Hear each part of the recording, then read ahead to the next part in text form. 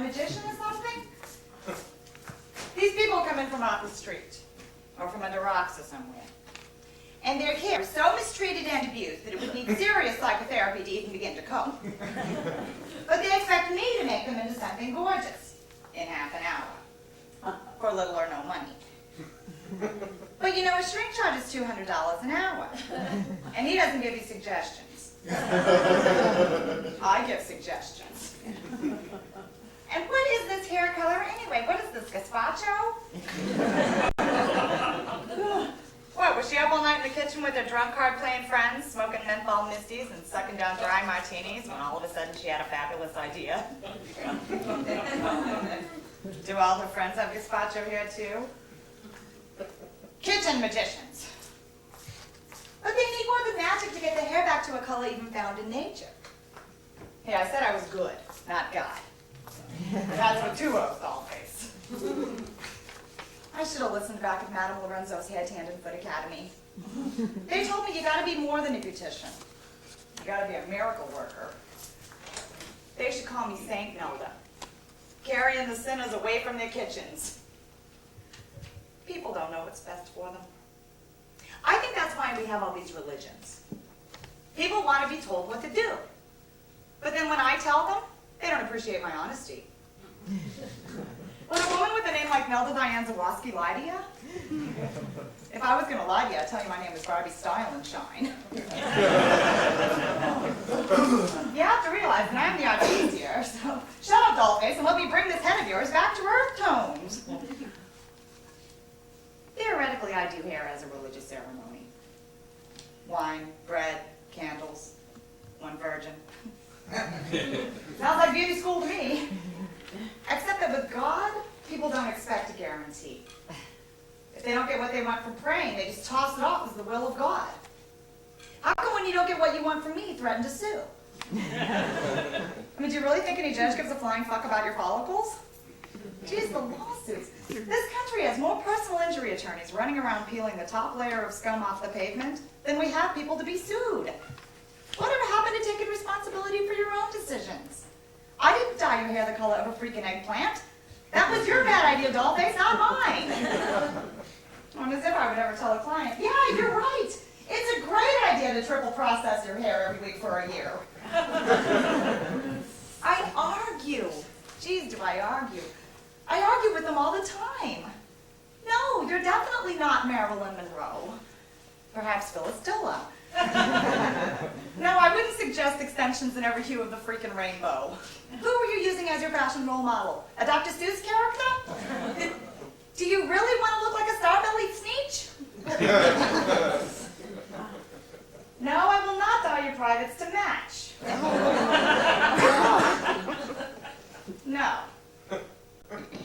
No. No. No, lady, you're 80. Black is no longer your color. But do I get any respect from the Duke's office? No. Oh, of course, I understand their doubt. Who am I? I'm just the beautician who trained for years to intimately know hair. I'm just the specialist who burned and tasted and felt that pear over and over again so I could fix her one drunk night in the kitchen with a bottle of peroxide and a cigarette hairstyle.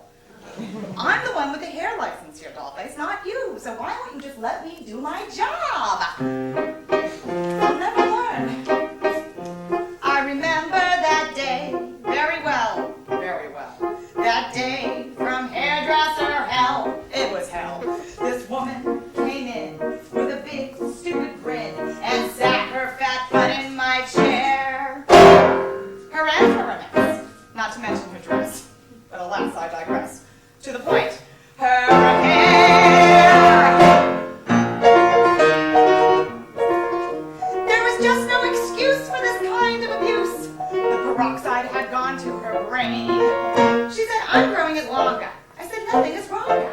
We argued and bickered. I gave in and snickered as I did what I wished with her mane. I kept my mouth shut as I cut and I cut.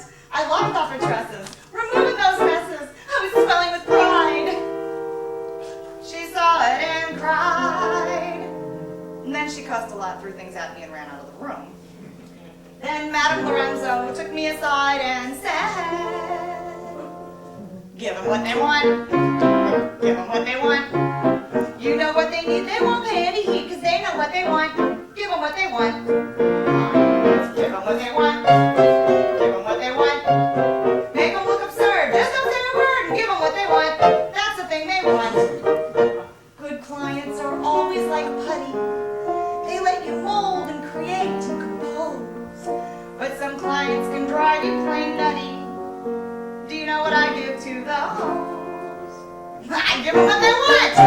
Just give them what they want. Make them look like shit. That's the fun of it. I gave you what you want. What you want. Now, Davies, give yourself a break and listen to Madam for heaven's sake. When they make you cross and they make you cringe, this tactic is the best revenge. Just give them what they want.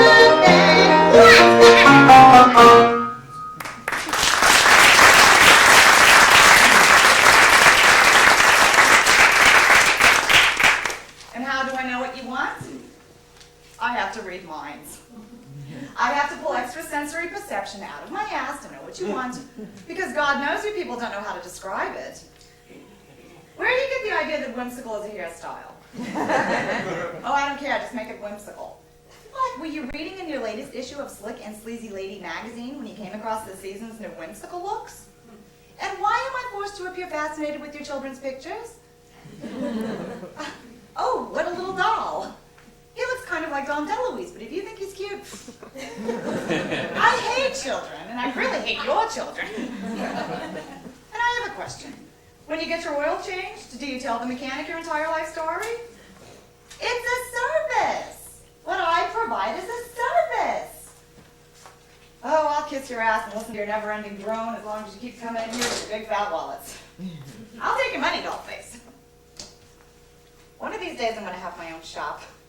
And then I'll finally make enough cash to rationalize hearing every life story over and over again until I want to throw up. Like it ever gets any more interesting than it is now.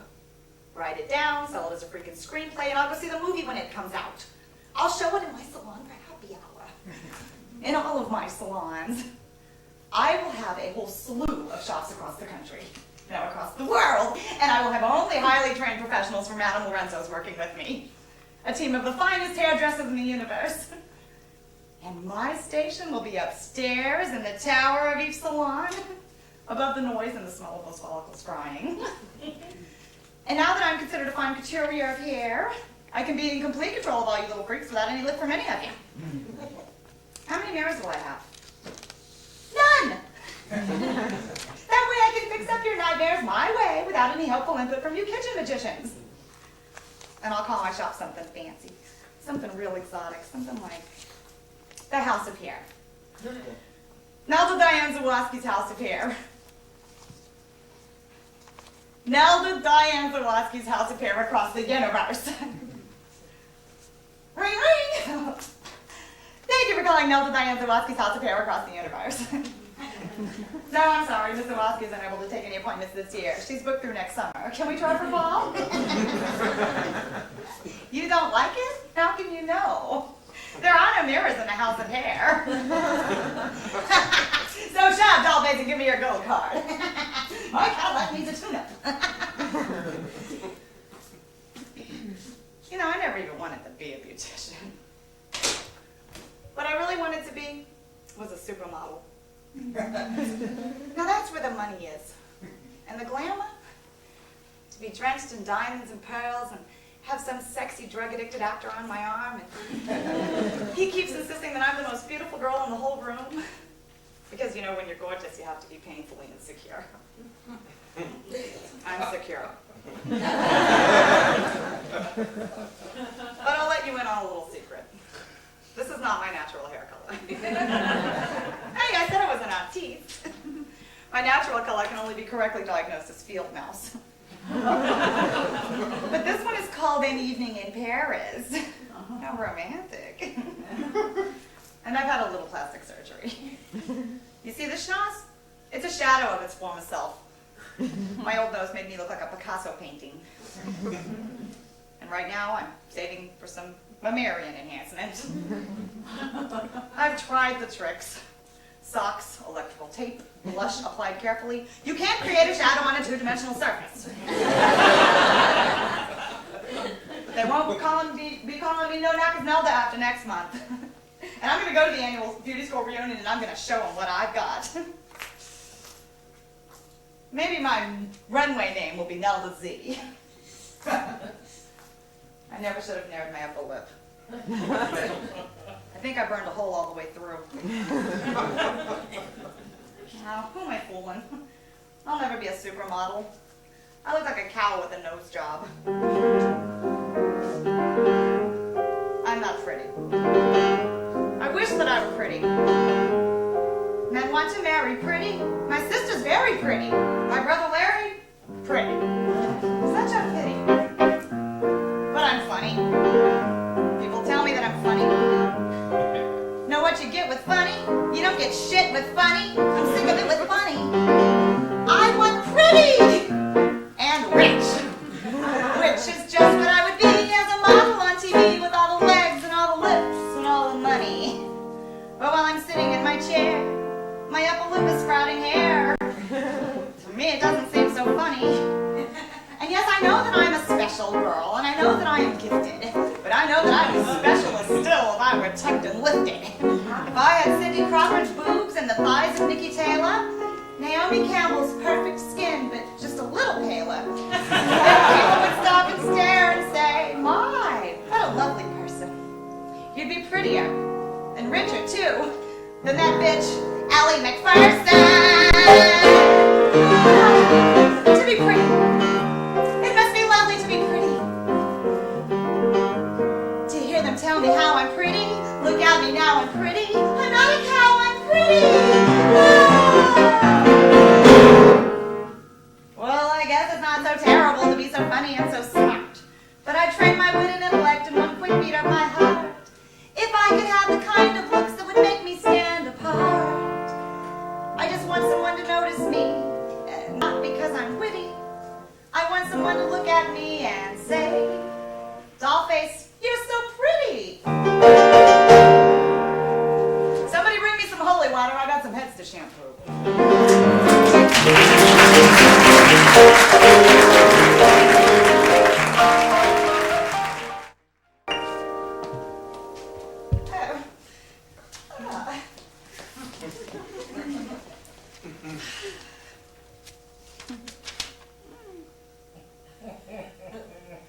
Oh, I don't care, darling. Just make it whimsical.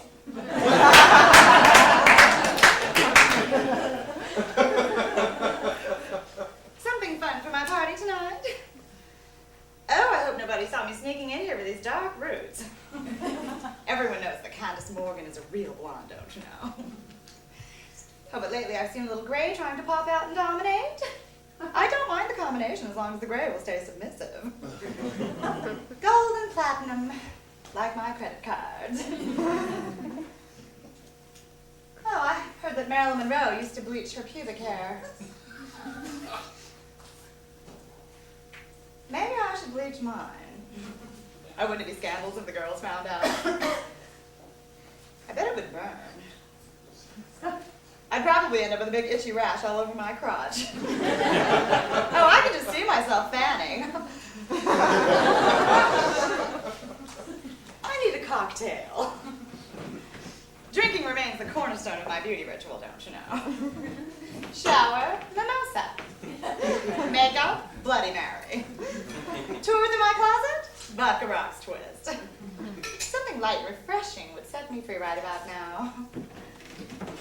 Oh, thank you, sweet thing.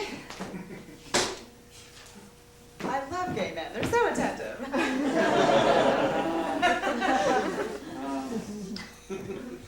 And so organized. I couldn't exist without my personal assistant, Stan. He really does every little thing for me. I used to spend so much of my day searching through my droves of clothes. Tragedy. Stan made me a little map of my closet. Complete with a little legend of darling pictures. Beach balls for the resort wear section. Little flowers for spring, and a precious mask and bead combination for the Mardi Gras costumes. I love Mardi Gras. Laissez-les bon temps brûler!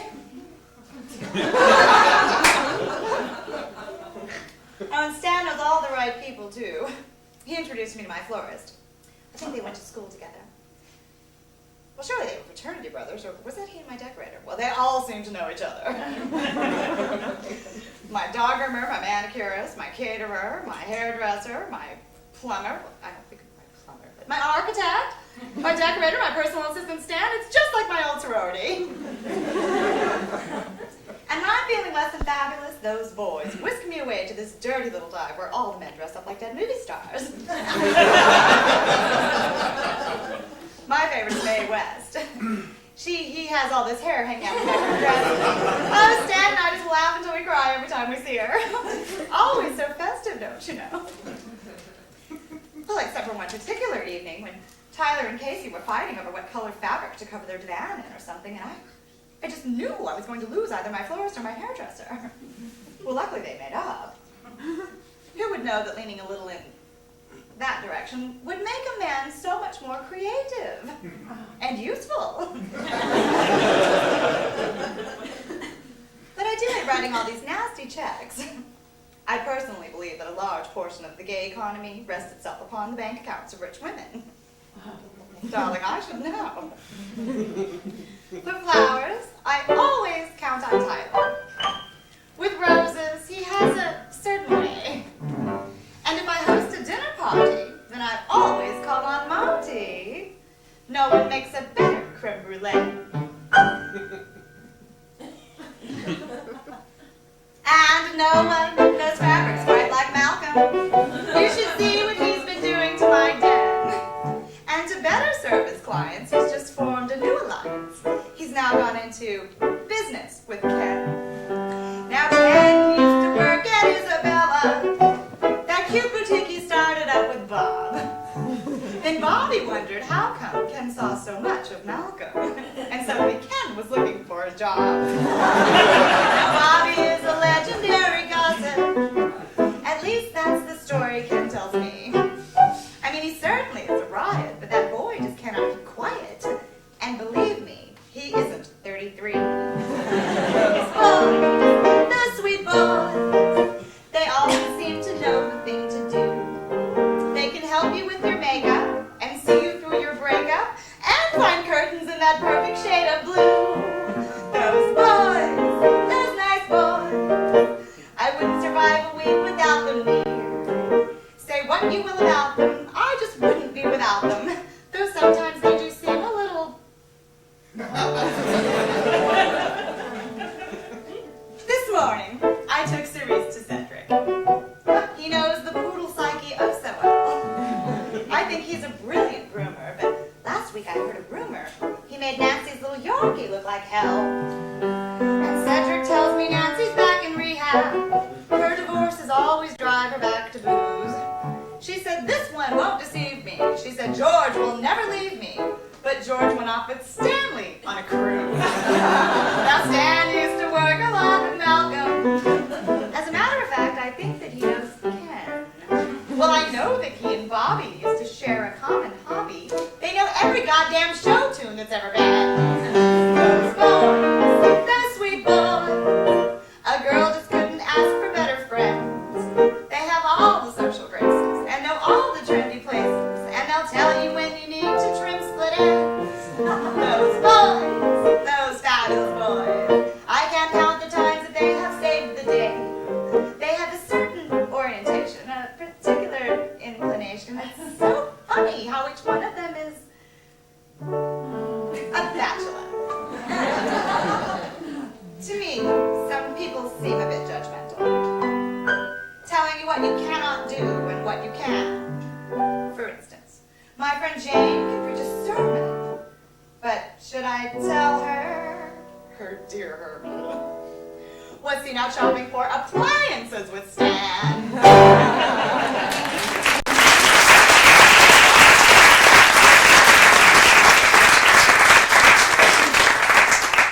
Stan has his work cut out for him tonight.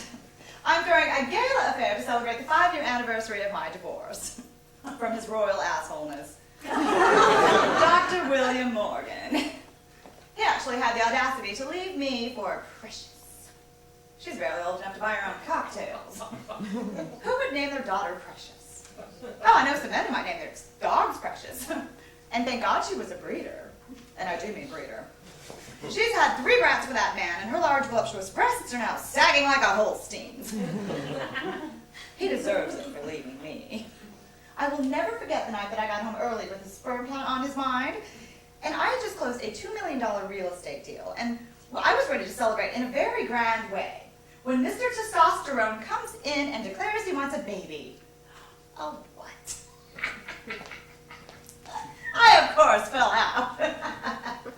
I laughed so hard that Bill left the house and got drunk and picked up a hooker and brought home a disease. And yes, that's how I found out about the hooker.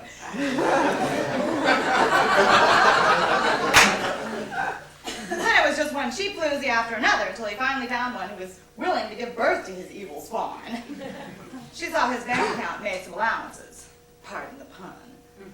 That asshole, he actually left me because I didn't want a baby. Now, what would I do with a baby? Oh, and stranger still, what would Dr. William Morgan do with one? Oh, he put it through Harvard Business School. But what about those 18 years in the middle? Precious suggested that Stan call an au pair, but Precious was suddenly just nervous that she would get a little French number with perky breasts, and then the cat fight of the century. Let the games begin. Poor Precious. She should have asked me about that man. I would have given her all the dirt.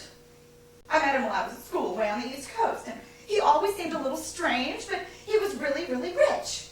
My parents raised me right, don't you know? You find an attorney or a surgeon and you dig in your claws. Oh, Bill had the most beautiful teeth. And when he smiled at me, I just melted thinking about his orthodontist bills. Can't believe it's been 5 years. Maybe I should call him from the party.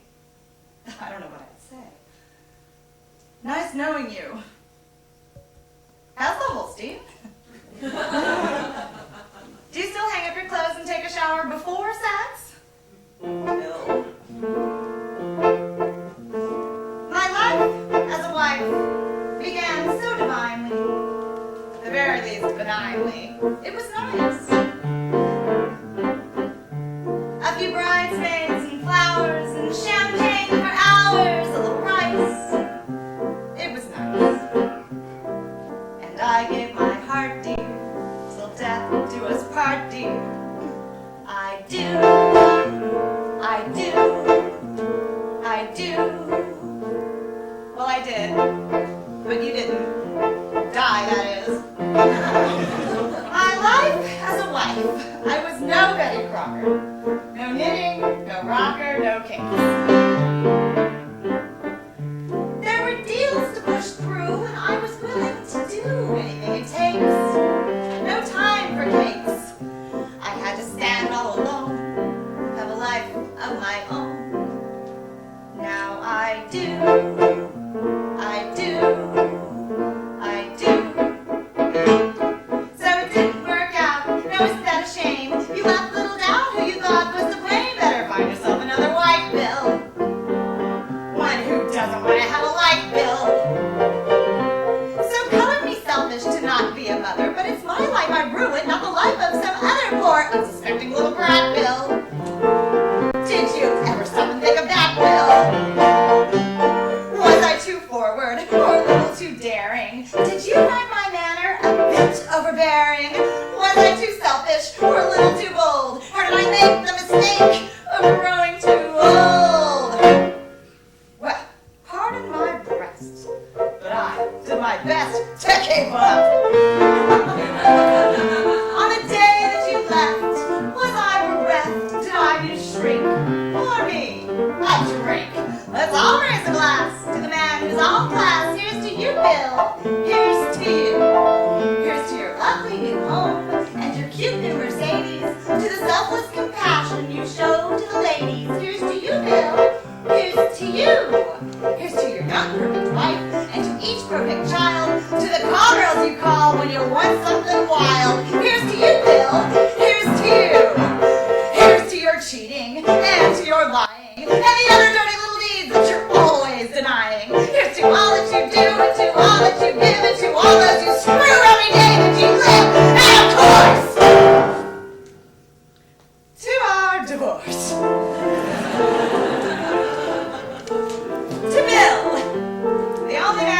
ever known could almost match me push for shove to Bill, the only man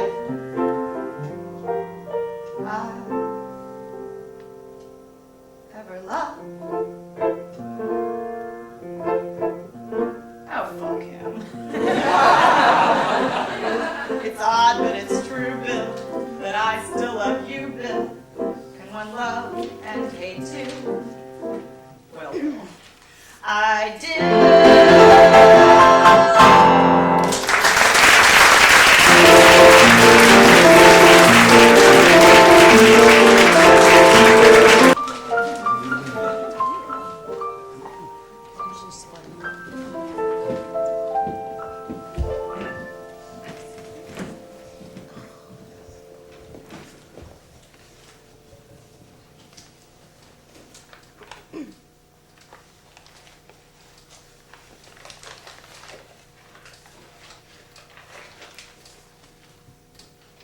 Just a little off the top is fine. It doesn't matter what I look like. Everyone hates me anyway. I don't know why. I'm a fun person to be around. I know a joke, you want to hear it? This mushroom goes into a bar and orders a drink. And the bartender says, "I'm sorry, but we don't serve vegetables." And the mushroom says, "I don't see why not. I'm a fun guy."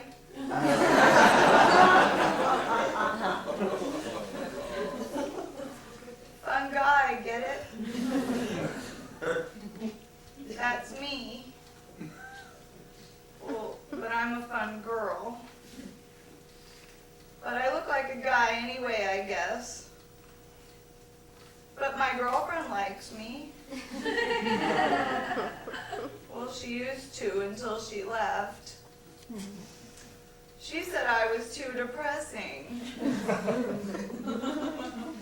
It's not like I slipped my wrists or anything. I was just holding the knife. She said I can't relate to her as a woman. How else would I relate to her? As a sea turtle? It's my mother's fault. Everything is. She doesn't understand me. It's like she got the wrong baby at the hospital or something. She was supposed to get this Gerber baby. All smiles and fat, cute, drooling lips. But she got me. Yeah, I could be cute sometimes if I tried real hard. I just didn't care. I was apathetic. I was too apathetic to care. But it's not that my mama didn't try. She just made some terribly tragic mistakes. Like my name. I've tried to fit it, but it's just not right. You know how people usually look like their names? A Muffy will look like a Muffy. And you always know that Lance will be a long, hard kind of guy.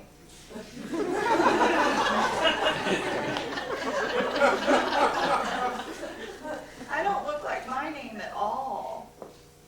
I've thought a lot about it. I've tried really hard. I've always wanted to be. I wish I could be. I'm just not a Gidget. Why did she name me Gidget?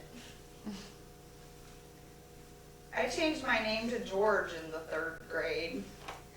Do you remember George, the slim athletic girl from the Nancy Drew books? I think I would have liked George. But my teacher called my mom because she didn't like me writing George on all my papers. Mom got really upset. I think my dad would have blown his wad because he always wanted a boy anyway, but he was off on some business trip as usual. So Mom just sat around crying for a few weeks. And I'm depressing? I never cry. I look like a blowfish when I cry. Chicks don't dig I never really thought I was gay. I think I'm a man trapped in the body of a gidget. A George and a gidget. Sounds like a porn flick. Bang, chicka, dang. Well, I've seen my share of porn flicks. Straight, gay, German Shepherd next door. Why do you think they call them German Shepherds anyway? It's not like they're all born in Germany.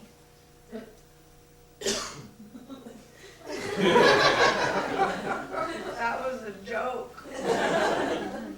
Fun guy. I'd make a good stand-up comic, you know. Or maybe a rapper. A white lesbian rapper. It could happen. And welcome to the stage, the Madam of Rap. Queen Aquanetta, Lesbianita, vanilla flavored iced tea. Those rappers always have the coolest names. Not like Gidget. Or George. Hey, I could really get into that. I could sing songs of pleasure and pain, kind of like the Indigo Girls had a child with Barry White or something.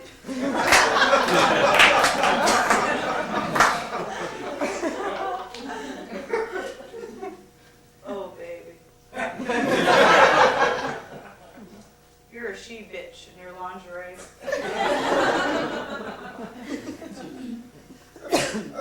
I've always been musically inclined.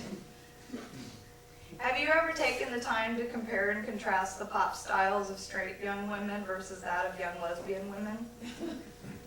I was watching MTV last night and was amazed at the difference between Melissa Etheridge and Britney Spears.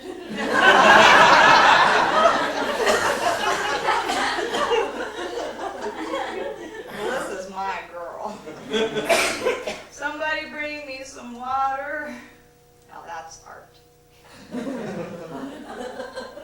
But Britney, it's like comparing a poodle to a Rottweiler. Britney doesn't have any balls.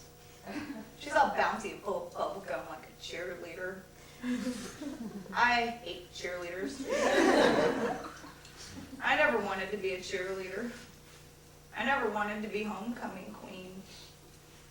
I never wanted to be popular. I never wanted to know how to make those little round cakes. I just wanted to be loved for who I am. George, not Gidget. I smoke too much. I collect the miles from the size of each pack. I have over 6,000 miles to trade in for stuff. You know what I'm getting from the Marlboro Country Store? Well, besides cancer. I'm getting a saddle, a fake campfire, a sheep castrator, and a thermos.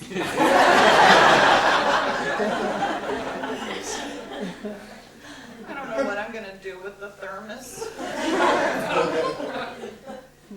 But I really like these prize incentives to kill yourself slowly.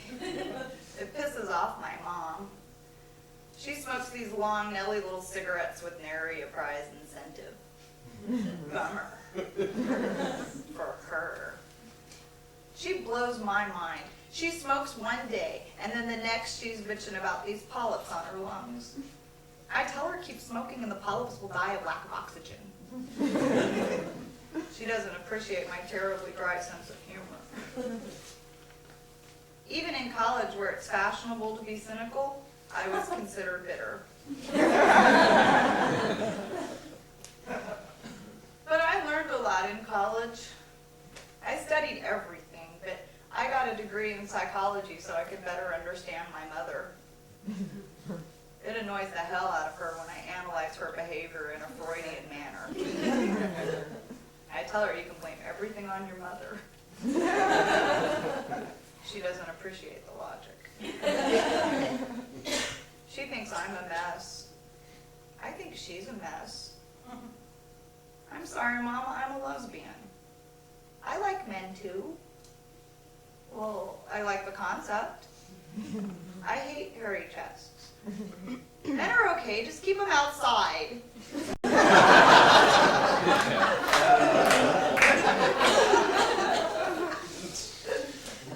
sorry, Mama, I never got married. Oh, it could happen. Gidget and Sandra D, maybe. I'm sorry I never liked pink. I'm sorry I don't like dresses. I'm sorry I don't like duck wallpaper. I have a mannequin in my living room that I like to dress as famous first ladies, and right now she's Eleanor Roosevelt. I'm sorry. What do you want from me? I'm sorry.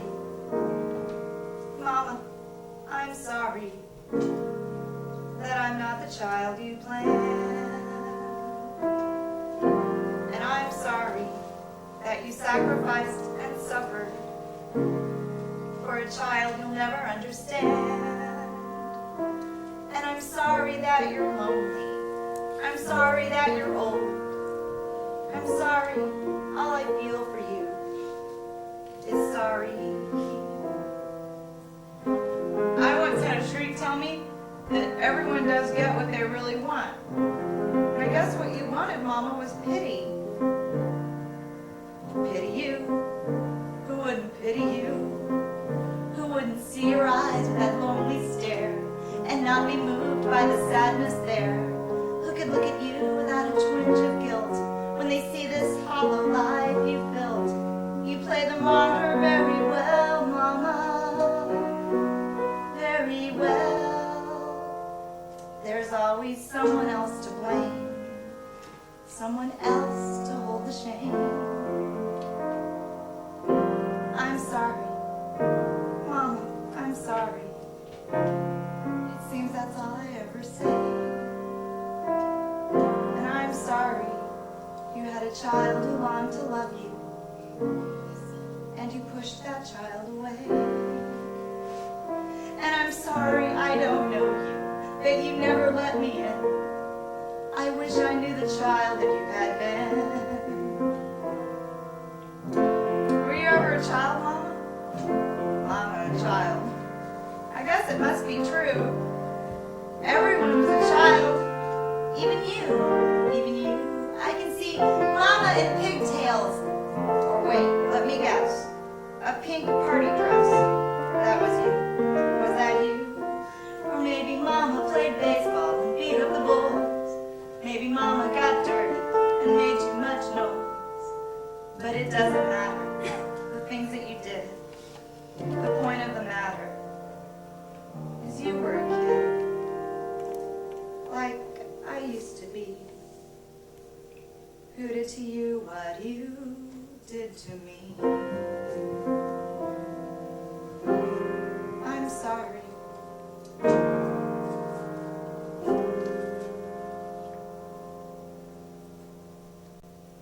I think I'm gonna cry. I'm depressed. I'm suicidal. I hate my life. I hate my ex-girlfriend. All of them. I hate my mother. I hate everything. I like Melissa Etheridge. I hate Britney Spears. I hate living in a capitalist society filled with go-getter salespeople who try to crawl up my ass and sell me things I really don't need. Like fake eyelashes and lip liner. I know where my mouth is. Why would I want to outline it?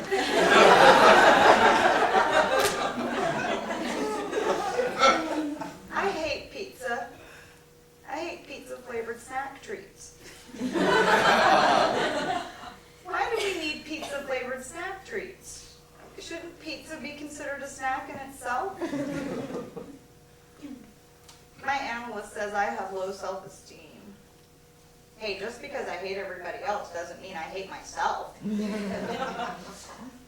She made me do the self-affirmation thing. I had to tell myself every morning for a year, I love you. You're beautiful. You're worth it.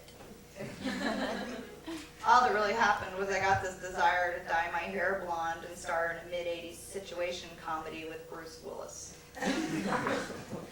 I say if you have enough time to tell yourself how wonderful you are all day long, you probably need a hobby. I hate therapy. I've been in every kind of therapy. Individual therapy, group therapy, rational emotive therapy, cognitive therapy, Gestalt therapy, hypnotherapy, aromatherapy, biofeedback. Actually, I tested out of biofeedback. But now I'm trying something new. I don't think it's going to work, though. It's sort of a variation on a 12-step program. But there are more steps. A lot more. It's called tap therapy. Hit it, sissy boy.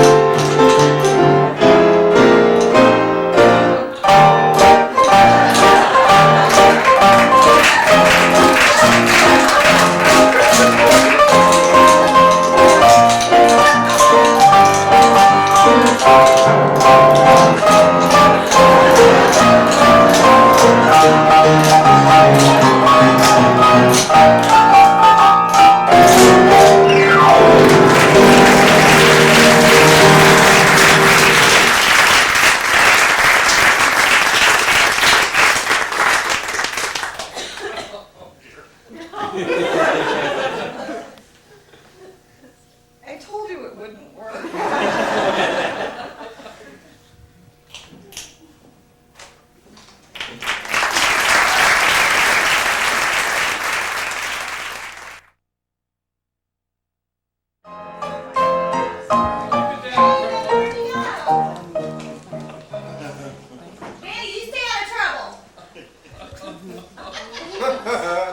Here, if he gives you any trouble, will you give him this to play with?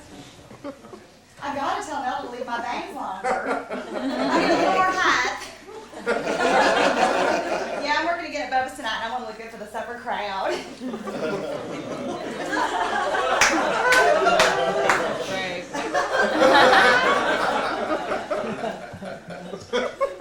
Everyone says to me all the time, don't you want a real job? No, not really. I work when I want to, and I don't work when I don't want to, and I can afford to get my hair fixed each week. That's more than most people. Danny, baby, where'd you go? You stay out of trouble. Everybody seems to think that they know what's best for me, and they all think that they're better than I am. Come on, like being a receptionist is so much better. I have this friend, Peggy Sue. I know, can you believe it? Well, Peggy Sue was a receptionist. We were both on the drill team together, and I kicked higher than she did. I won the all-county kickoff one year, and ooh, was she green. Well, she thinks that just because she gets up every morning at the crack of dawn and puts on a full face of makeup and crams her hind into a pair of pantyhose, that she is some sort of exquisite life form to be admired and enthralled by, like she's the Queen of England or something. But in my opinion, Being a receptionist at Charlie Garrett's nasty old sausage packaging plant over on South Oak Street is not the height of glamour. And I'll tell you, she's only making $200 a week. And she has been known to sleep with old Charlie Garrett for a little extra cash so she can afford to feed her kids. Everybody in town knows about it, except Bobby Ann, his wife. Now, I would tell her, but it's none of my business if Peggy Sue wants to be a prostitute. I've never had to do anything like that, although I've considered it a time or two around Christmas. What went wrong with Christmas anyway? It used to mean something, and now it seems as you ain't got $1 million, you ain't participating. Daddy, get away from that glass window right now! Do you remember what happened at your Aunt Fran's house when you kept playing with the glass window, huh? I wish I had $1 million. I buy one lottery ticket a week, but I haven't won yet. If I win, I won't ever wait tables again. But I don't want Peggy Sue to know that because she'd think I was getting high and mighty. Or maybe I'll just keep waiting tables for the fun of it.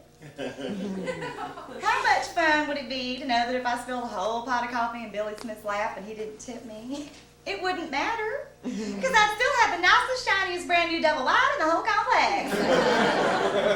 And he'd still be driving that old worn out cop car. It looks stupid even if he did paint it to look like Starsky and Hutch's. And if Bubba called me a dimwit one more time, I'd just walk right out that door. Bubba doesn't mean to be crass. He just is. Some people are born on the wrong side of the tracks. But I like Bubba. Bubba gave me a job when I was 16 years old when I got pregnant. Daddy kicked me out of the house. Daddy said I was a slut, but I don't even know what I was doing. It was a combination of the beers and the heat and the stars and Daniel staring into my eyes while his hands went everywhere else. I just let him do it to me. How was I supposed to know that 3 minutes under the stadium would lead to 9 months of misery? And I waited tables the whole time I was pregnant. Big old belly full of baby. I got good tips towards the end, but then my feet swelled up the size of cantaloupes and I stayed home. And the day that baby Danny decided to pop out was terrifying. I remember screaming and screaming, and it just took forever. And then all of a sudden, I had this baby boy. This sweet little ball of fat with dimples and huge feet. They looked like bunny feet, they were so big. And I knew he'd start walking as soon as we got home, but he didn't walk for a year. He sure has great balance, though. If he wasn't so smart, I'd send him to that gymnastics school up the street, but I don't think I want him to end up like those two boys who run it. I don't think they're really brothers.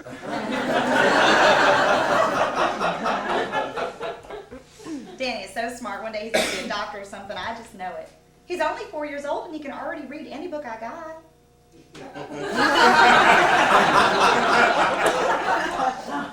Well, I found out that he could read when I walked in on him and Junior reading my true crime collection. I just don't want him knowing about the Amish murderers or the girl in the box quite yet. But maybe I'm just being protective. Because Junior's mama don't seem to mind at all. But I want my son to get some culture. So I started buying up those encyclopedias they sell down at the shop and save for $1.99 when you purchase a package of bacon. He's got A through G right now. Well, except for E. He doesn't know it's missing anyway, and it's probably just elements and eggplants. I mean, what could he possibly want to know about them? They're pretty self-explanatory.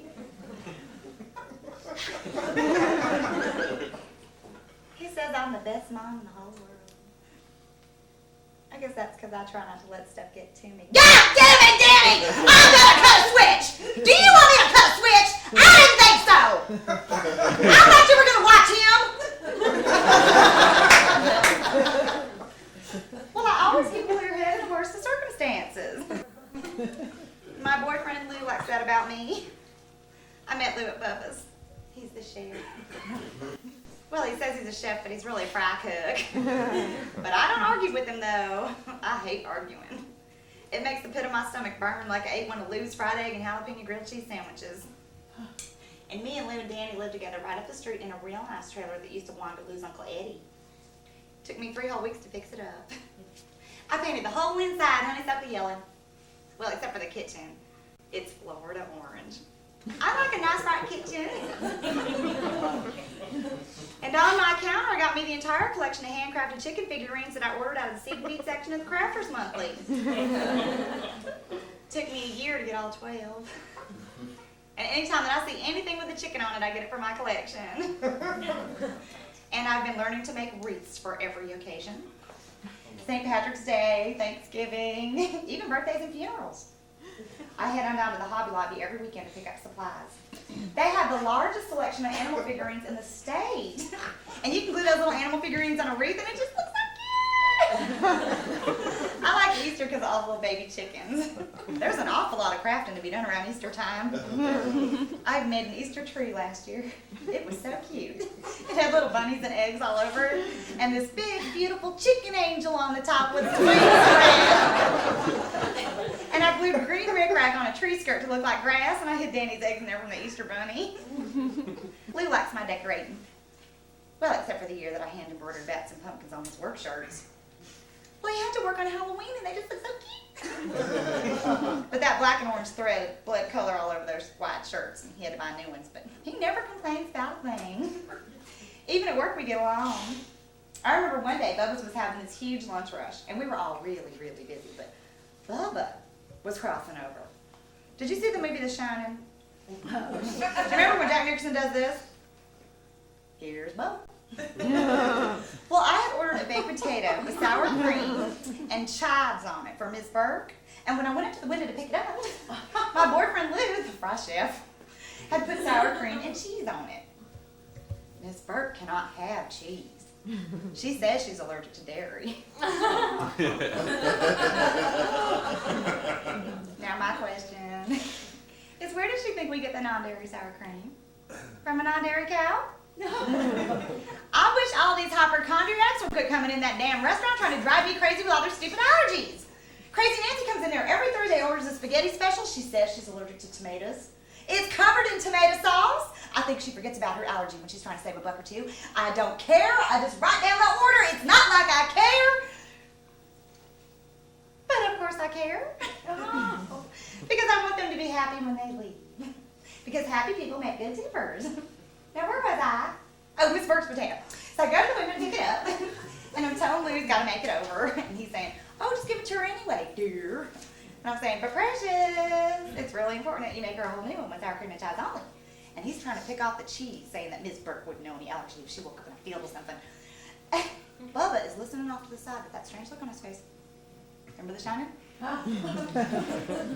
All of a sudden, Bubba comes flying up. He grabs that potato up off the counter. He throws it across the room. It hits Miss Burke right in the forehead. She falls over, and everyone is screaming. And I say, Jesus, Bubba, it's just a potato.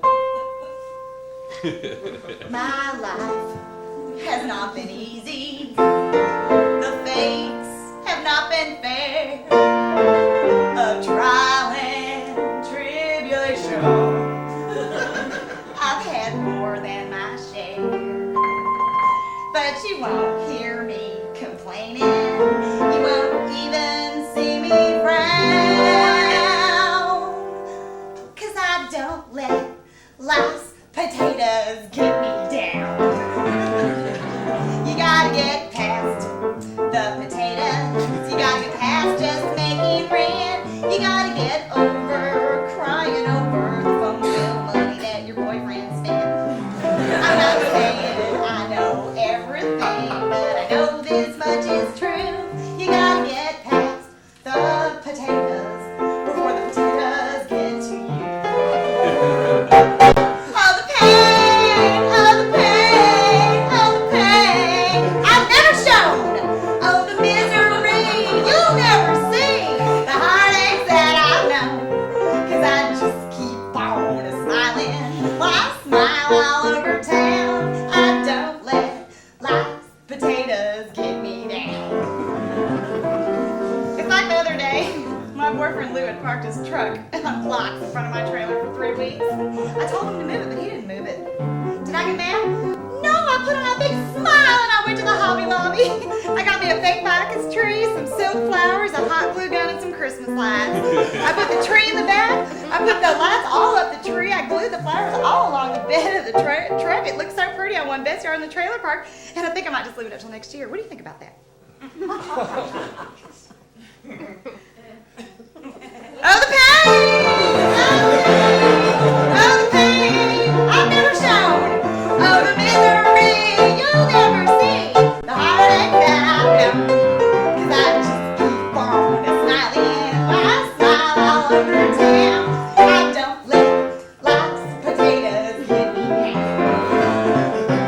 And don't you let life's potatoes, you know, small potatoes, don't let life's potatoes get you down.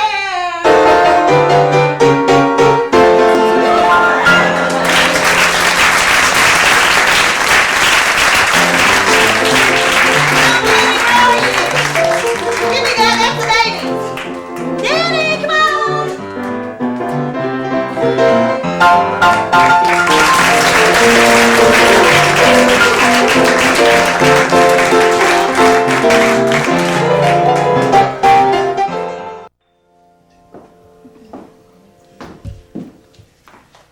Can you make me look like this?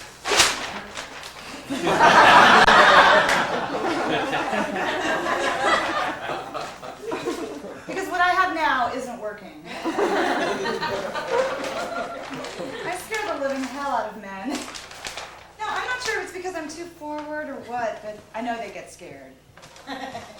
It's just that I want to have this instant bond of friend-lover without all the foreplay. I don't get it. Guys get all excited because I'm this wild thing with nothing to hide. But then they freak out because I'm this wild thing with nothing to hide. And men have told me over and over again that I'm the ultimate male fantasy. Oh, but I guess you wouldn't want to actually live with your ultimate fantasy every waking day of your life. Too much pressure. I should have been a prostitute. At least I could have made some money along the way. I could have made a lot of money along the way. And also, I'm too honest. I tell men how I really feel instead of acting coy and shy like some girls. Why do you have to act like a brainless piece of meat to get attention? So I just turned it around and tried to intimidate the poor guys. One night my friend John called, a little date potential. Well, I was having this shitty week filled with insanity, so when he asked me what I was doing, I told him I'm sitting around hating my life, mostly suicidal one. He suddenly had to go. Ballless piece of shit. I was kidding. If you don't get my jokes, I certainly don't want to hang out with you.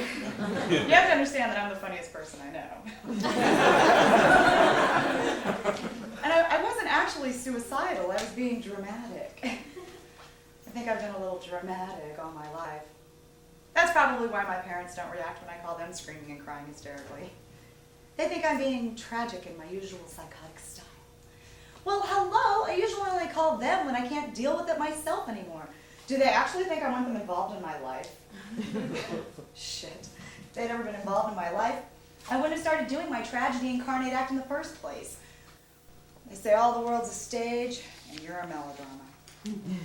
Fuck them. They're probably why I went into acting in the first place. Because they let me. I did my first show when I was 4 years old. I sold tickets in the garage, and I told jokes until I ran out. And then I showed my cat to everybody. You have to admit, that's quite a show for a 4-year-old. I've seen some performance art that had a lot less entertainment value than my cat Putty. What the hell is performance art? The first time I saw Laurie Anderson perform, I kept thinking,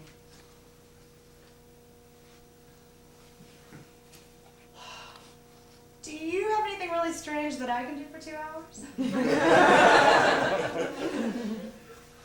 So, I made up my own performance art piece. And I think you're going to like it.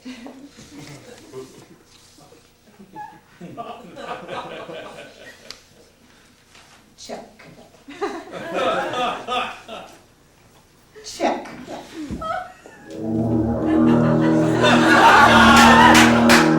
Squid in gasoline. Blue crayon in a box. A rainbow.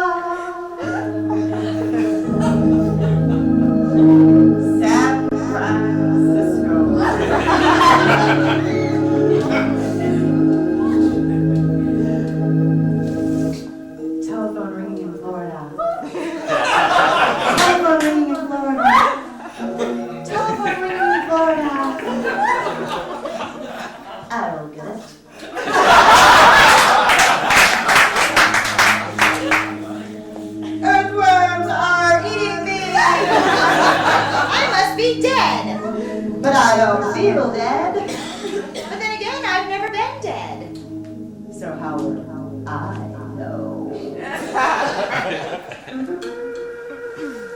Discounts. Spinning. Hard drives. Spinning. I'm dizzy now. A squirrel run over by an airplane.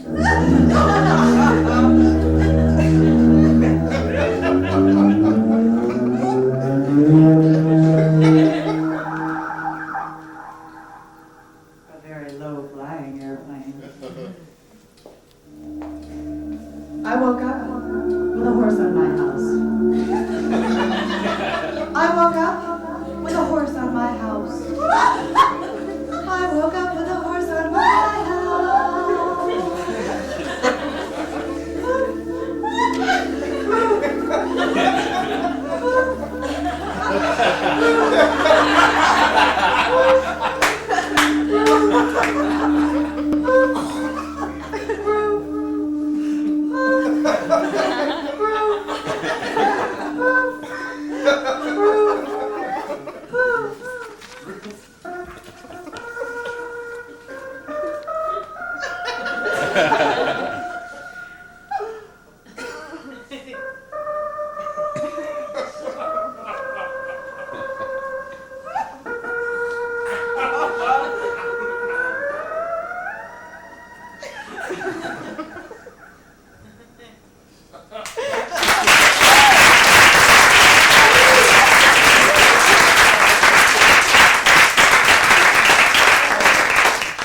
Now, if I could just do that in a park in New York City, we could call it art. And maybe I'd get rich and famous. But I don't do it for the money. If I did it for the money, I'd starve to death. Acting is masturbation of the mind, and my brain is getting hairy. But I hate auditioning. I've tried to make it fun, but it is so frustrating. It's exactly like dating. And I really hate dating. You don't know them, they don't know you. And neither of you are sure if you want to get involved, but you both have to prove something. You can't call them. They can only call you. And if you do call them, then you're being pushy, and they don't want to have anything to do with you. They have control over the entire situation. You have to show a wide range of emotion, yet still remain light and cute and fun, because even if you haven't eaten in a week or gotten laid in a year, you can't let them know you need it. Oh, and heaven forbid you tell them how you really feel. Once at this audition for some really nasty snack food, I said something like, "Who would eat this?" That's too honest. But wouldn't that be fun to say to a guy? Who would eat this? I've had some tragic dates. Last year I realized that I was going out with too many bohemian types. Now, I never would have noticed except that I ended up in the same bar with 3 different guys on 3 different nights. And the doorman, of all people, says, "You seem to have a thing for long-haired goatee dudes, huh?" Of course, he had long hair and a goatee. So I needed a change. I went for the ultra-conservative. Great idea. The first guy I met was Greg. He wore a suit, he drove a Lexus. He wasn't really good looking, but he was nice. We went to happy hour after work. Now, normally I can't imagine sitting around with a bunch of suits and skirts, sipping phosphorescent blue beverages, but hey, I'm expanding my horizon. So we're having this nice but stupid conversation about Rush Limbaugh or something. When he asked me what I think about piercing. Well, my ears are pierced, and I almost got my navel pierced, but I don't even think I should tell him that because he's so Republican. And I'm imagining this intense prejudice story about some article that he read in the Wall Street Journal when he pulled his thing out of his pants and showed me exactly what was pierced and where. And I'm grossing out wishing for a long-haired guy with a goatee when some other guy walks up and screams, "You whore, you never loved me!" to him. I took a cab home. So my grandmother suggested that I go to church to meet a nice boy. I did. This guy picked me up at my house, and he didn't even ask me if I wanted to go out or go eat or anything before he says, "Look, I really want to make love to you tonight, but I've got venereal warts and I'm in treatment for 3 weeks, so we'll have to wait." Wait? Guys think that if they call it making love, you'll agree to it quicker. My last date went so far with this concept as to wait until we were naked, hot, and bothered. I'm there, okay? Before he says, "I don't want to make love to you, I want to make love with you." And I'm thinking, do you want to fuck me or what? When he stopped yet again to say, "Before we do this, I want you to know one thing."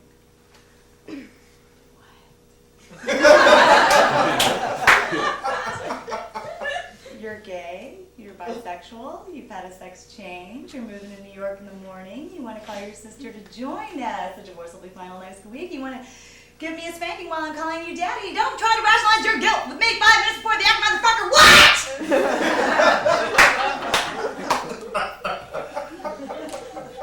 What? You only do this with girls you really like. Ooh. Then he couldn't get it up. So my dating rules have changed drastically. I really should write a book. Erin Harley's Dating Guidelines. A few simple suggestions to keep you afloat in these troubled times.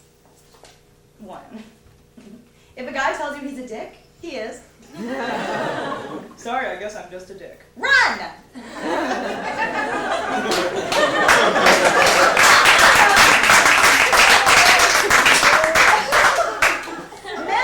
Exactly what they're made of if you watch for certain signs. T-shirt sayings like "Men lie," a collection of alphabetized porn movies, or a collection of very large lady shoes.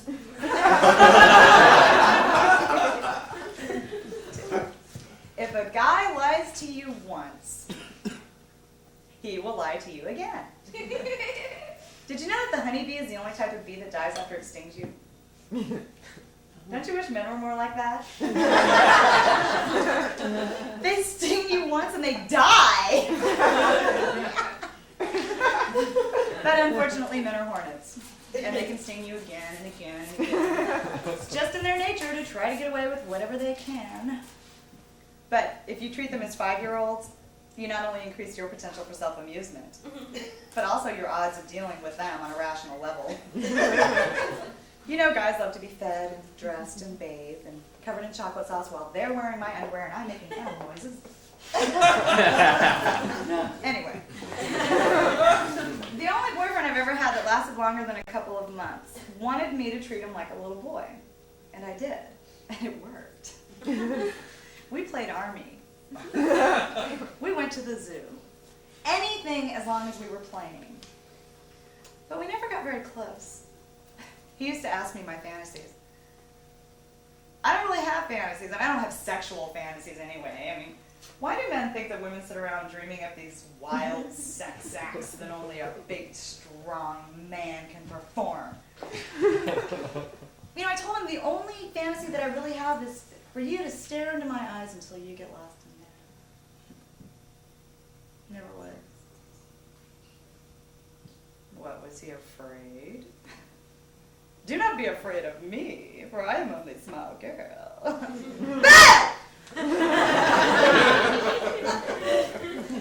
I know what the real problem is. I'm too weird.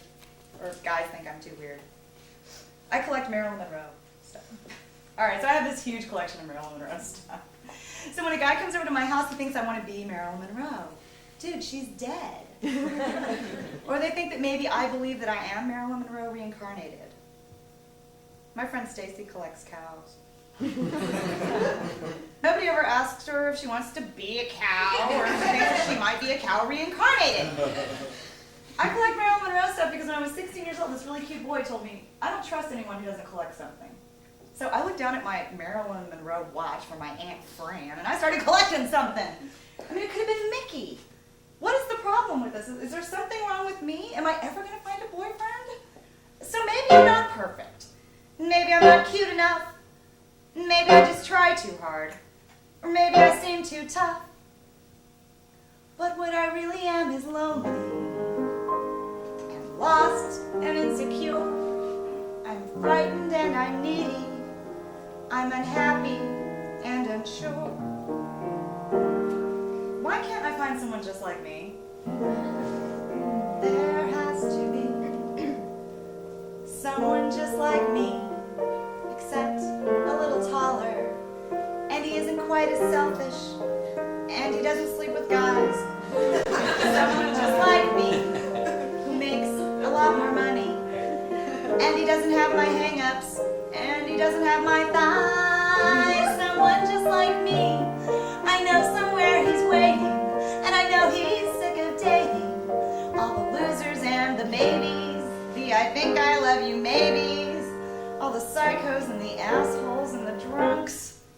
And don't you see, he's waiting, waiting just like me. When he finally finds me, I wonder where I'll be. I wonder what am I supposed to say the first time that I see someone just like me, except he likes his parents, and he doesn't cheat at poker or always need to have his way.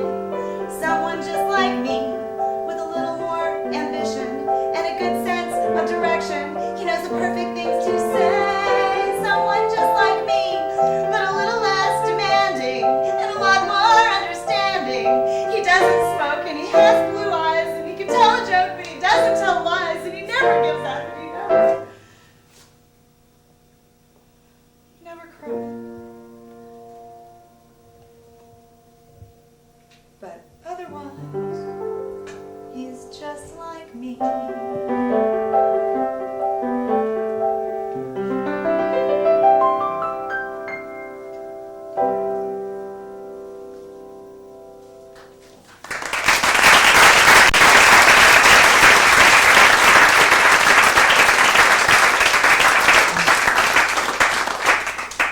You know, I don't even know who I am anymore or what I'm doing screwing around with all this shit.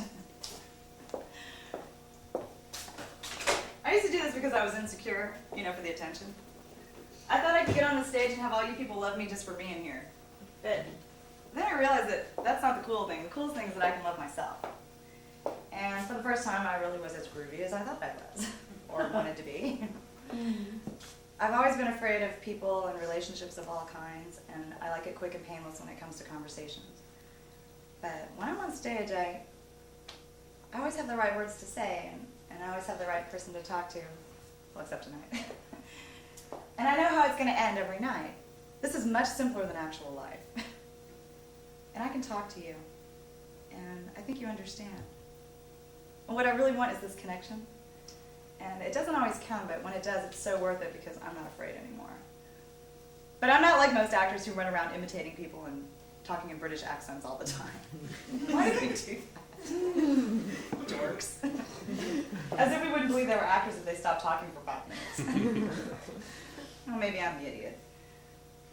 I live my entire life for one moment on stage that may not even happen. And my brain gets going so fast with all the schedules to keep up with and the lines to memorize, my stupid fucking day job, that I just want to break down and scream. First, I get up in the morning and I crawl into the bed. And then I stumble to the shower and there's water on my head. And I'm thinking to myself, there must be something else instead of all this. All this. This working 40 hours in a job I really hate. And then I'm running to rehearsal. Yes, I know I'm always late. And the show is really bad except for me. I'm doing great. And then again, once again, I jump in my car, which is breaking down again, and I don't know why, but I go downtown again to sit in some bar with that awful clown again. This guy thinks he deserves my respect and eternal devotion just because he paid my rent last month. But then I sleep till 2 a.m. because it's Saturday at last, and then I'm late for an audition where I know I won't get cast. My days of playing ingenue are very nearly past. Oh my God, I'm old. But then I'm through with my neurosis because I haven't time to fight. And I'm driven to the theater because we're opening tonight. The director's having heart attacks. I step into that light and then I'm there, I'm here.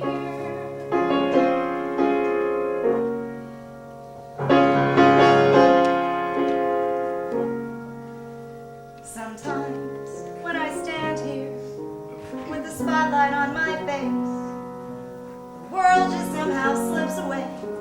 It's like I'm in another place.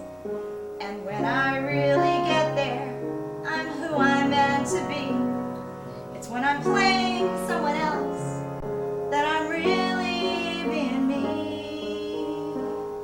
I'm the waitress, I'm the daughter, I'm the woman left behind. I'm the girl who doesn't see herself. They're all here in my mind. All the anger, the confusion, the loneliness, you see. I'd like to say it's someone else, but it all belongs to me.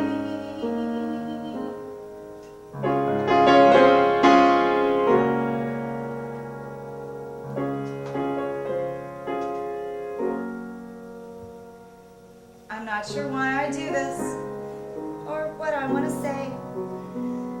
I don't know why I need to put my heart out on display. The applause is not the reason. I hate to fucking bow. It's for this moment of connection, this thing that I feel now. The moment lasts a moment, and then I start to wonder how